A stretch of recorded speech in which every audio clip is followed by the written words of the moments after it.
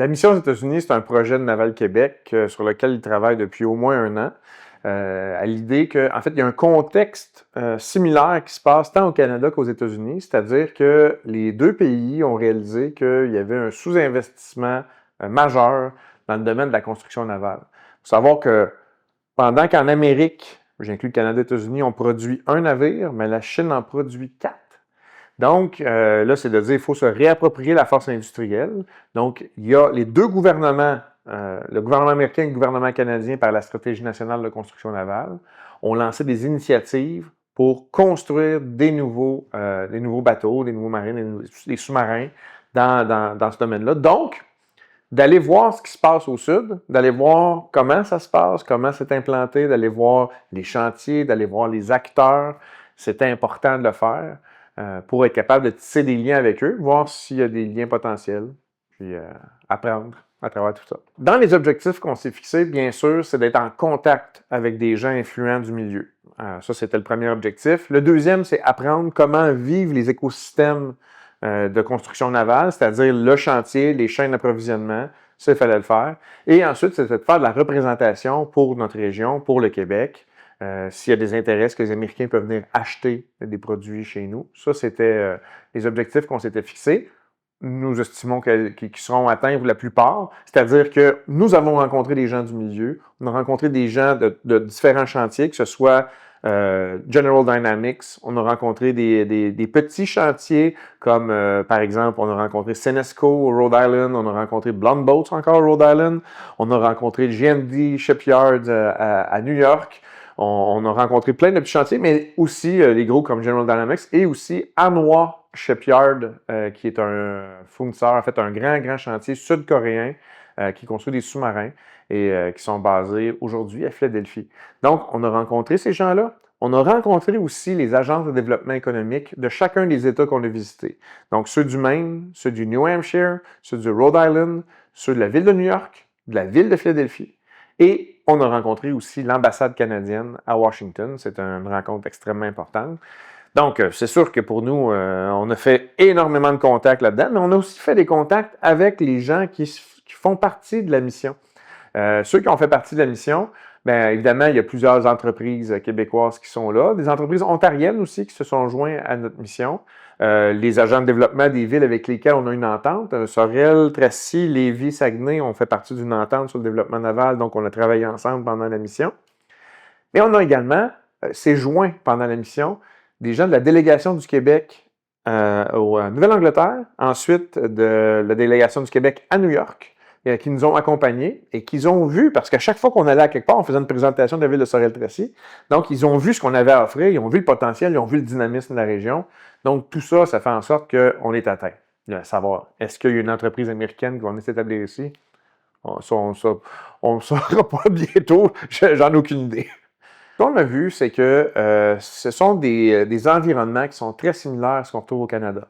C'est-à-dire qu'il y a plusieurs petits chantiers qui, eux, répondent à la demande, disons, du besoin du milieu. Que ce soit la construction de navires, remorqueurs, il y en a qui faisaient ça, d'autres qui faisaient des plus petits bateaux, des traversiers. Ça, c'est le genre de choses que les chantiers vont faire, mais il y a aussi les grands chantiers qui, eux, répondent aux contrats gouvernementaux, comme General Dynamics puis Hanwha Shipyard.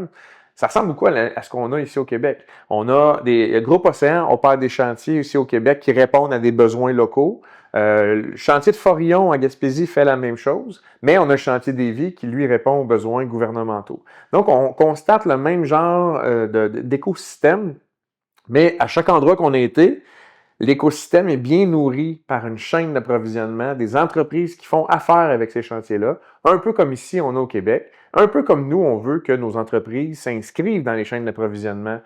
Et ce qu'on a appris, c'est qu'à l'ambassade canadienne à Washington, on a appris que le Canada, lui, il fait partie des fournisseurs officiels du gouvernement américain et ils sont considérés comme des locaux. C'est-à-dire que les entreprises canadiennes ont le droit de déposer leur candidature pour des appels d'offres. Mais c'est sûr et certain que le gouvernement américain va tout le temps privilégier les entreprises américaines.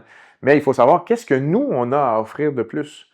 Puis quand on parle de brise-glace, bien, les Américains n'ont pas cette connaissance-là.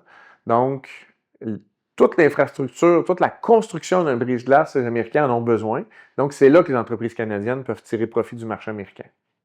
J'ai dit que 2025 est pour être l'année de la construction navale à Sorel-Tracy. Ça fait 2 ans maintenant qu'on fait des représentations à tous les niveaux, auprès de l'industrie, auprès des acteurs, auprès du gouvernement, en fait, auprès des gouvernements. Maintenant, tout le monde sait à quel point nous avons des infrastructures qui sont essentielles dans le déploiement de la stratégie nationale de construction navale, mais aussi qui sont essentielles dans les besoins que le Québec a en termes de construction navale. Donc, sachant ça, sachant qu'il y a des échéances qui arrivent autour de 2030 pour la construction de certains navires, on est convaincu, évidemment je ne peux pas tout dévoiler, mais on est convaincu que le chantier de Sorel-Tracy va renaître de ses cendres et qu'on construira des bateaux éventuellement ici. Ça ne sera pas en 2025 qu'on va construire un navire, mais c'est en 2025 qu'on va avoir des nouvelles au niveau du développement du chantier naval. Ce que ça va impliquer en termes d'embauche puis d'investissement, je ne saurais le dire, mais il va en avoir. C'est ça qui est positif là-dedans. Parce qu'on sait que ce qui est important dans une région, c'est de diversifier son économie. Alors nous ici, oui, on a de l'agroalimentaire, oui, on a toute la métallurgie, oui, on a l'hydroélectricité, mais d'avoir un pôle en construction navale, c'est important parce que s'il n'y a pas de contrat en sidérurgie et en hydroélectricité, il y en a en construction navale, c'est 30 ans de contrat garanti avec la stratégie nationale de construction navale. C'est extrêmement important que le chantier revive pour que les fournisseurs locaux puissent l'approvisionner. Comment Sorel-Tracy tire son épingle du jeu à travers tout ça? Ben, on est dans un goulot d'étranglement, c'est-à-dire que les besoins sont immense, tant le gouvernement du Canada, le gouvernement du Québec que le gouvernement américain, en termes de besoins de construction. Bien, quand on arrive avec des grands besoins, puis qu'il faut que ça aille vite, bien, ça nous prend une capacité de production augmentée. Alors, présentement, au Canada, il y a 3 chantiers reconnus pour la stratégie nationale de construction navale. Mais si ces chantiers-là, s'ils s'engagent en construction, prenons Davie par exemple, qui s'engage dans la construction d'un brise-glace, quand le brise-glace va rentrer dans le cale-sèche de Davie, il n'y a plus rien d'autre qui se fait, là. Mais il y a d'autres besoins en termes de navires. Donc, c'est sûr et certain qu'il y a des chantiers partout dans le monde qui ont besoin d'augmenter leur capacité de production. Et nous, ce qu'on offre, c'est un joyau. On a toutes les infrastructures pour faire des navires ici. On a une capacité de production comme ça. Le lendemain matin, on peut commencer à construire des navires. On peut développer l'expertise. C'est pour ça qu'on travaille avec le Centre de services scolaires et le Cégep. Donc, on va avoir des ouvriers. On a des habitations, 2700 habitations cette année seulement.